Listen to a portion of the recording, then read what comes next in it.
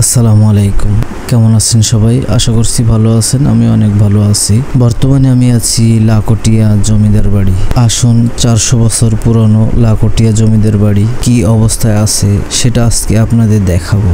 আসলে একটা জমিদার বাড়ি কি অবস্থা বা কি পরিস্থিতিতে আছে, যেখানে এক সময় সকাল দুপুর রাত এমন কোনো সময় নেই যেখানে আনন্দের কোনো শেষ ছিল না। আজ সেখানেই বসবাস করছে ভূতেরা। আজকে আপনাদের সাথে শেয়ার করব লাকটিয়া জমিদার বাড়ি সমস্ত বিস্তারিত, কার হাত ধরে এই লাকটিয়া জমিদার বাড়ি তৈরি হয়েছিল আর সেখানে আজ কি অবস্থা সেটাই শেয়ার করব।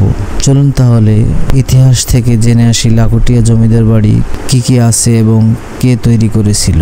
লাকটিয়া জমিদার বাড়ি দেখতে যেতে হবে বরিশাল শহর থেকে প্রায় 8 কিলোমিটার উত্তরে অবস্থিত। লাকটিয়া গ্রামে 1700 সালে রূপচন্দ্র রায়ের পুত্র রাজতন্ত্র রায়ের হাত ধরে ইট পাথর আর সুরকি গাঁথনিতে ইতিহাসে জায়গা করে নিয়েছে। 400 বছর পুরনো লাকটিয়া জমিদার বাড়ি। এখানে রয়েছে দৃষ্টিনন্দন একটি মঠ, সুবিশাল দিঘি, মাঠ এবং কারুকার্য মণ্ডিত জমিদার বাড়ি। ইতিহাস থেকে আরো জানা যায় 19 শতকেও জমিদার রাজচন্দ্র রায়ের জমিদার বাড়িটি এই অঞ্চলের সাংস্কৃতিক কর্মকাণ্ডে কেন্দ্রবিন্দু ছিল। কালের অবর্তে আজ সবই শুধু স্মৃতি। এই জমিদার পরিবারের সৎ সদস্যের অবদানে বরিশালে নির্মিত হয়েছে রাজচন্দ্র কলেজ ও পুষ্পারানী বিদ্যালয়। বর্তমানে লাকটিয়া জমিদার বাড়ি বাংলাদেশের কৃষি উন্নয়ন কর্পোরেশনের তত্ত্বাবধানে আছে।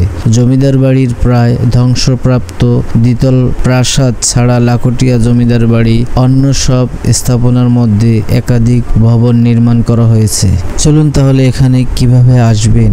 বরিশাল শহর থেকে নতুল্লা বাস স্ট্যান্ড থেকে শমশান মোড় এসে সেখান থেকে লাকটিয়া বাবুরহাটে যাওয়ার অটোরিকশা, মাহিন্দ্রা এবং ইজি বাইকে করে চলে আসতে পারবেন। ভাড়া পড়বে 15 থেকে 20 টাকা।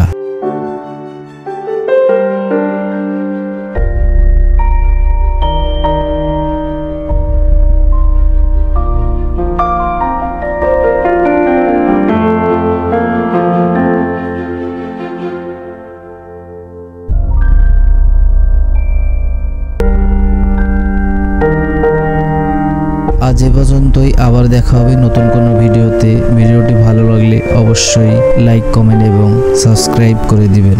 আসসালামু আলাইকুম ওয়া রাহমাতুল্লাহি ওয়া বারাকাতুহু।